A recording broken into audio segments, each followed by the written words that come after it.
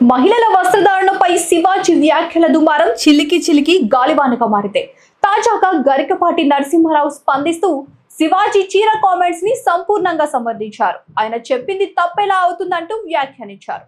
అంతేకాదు చీర కట్టుకోవడం ఎంత మంచిదో వివరిస్తూ ఓ పద్యం కూడా చెప్పడం ఇప్పుడు వైరల్ అవుతోంది.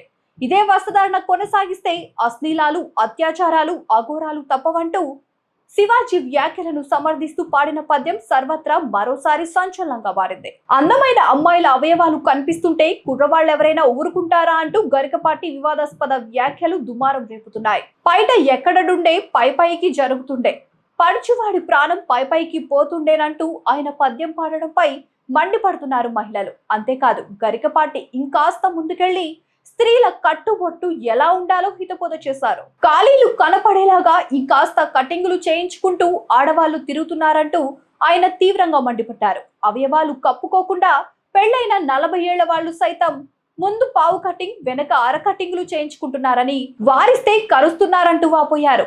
అతి ప్రాచీనమైన వాదన ఎంత తప్పో అతి నవీనం కూడా అంతే తప్పన్నారు. సమాజాన్ని దృష్టిలో పెట్టుకుని వస్త్రధారణలో మార్పులు చేసుకోవాలని గరికపాటి నరసింహారావు ఉద్బోధ చేశారు. శృంగారానికి, అశ్లీలానికి మధ్యనున్న సున్నితమైన రేఖని అర్థం చేసుకోవాలని హితబోధ చేశారు. ఈ మాటే ఎవరన్నా చెబితే నేరం ఎలా అవుతుందని ఆయన ప్రశ్నించారు.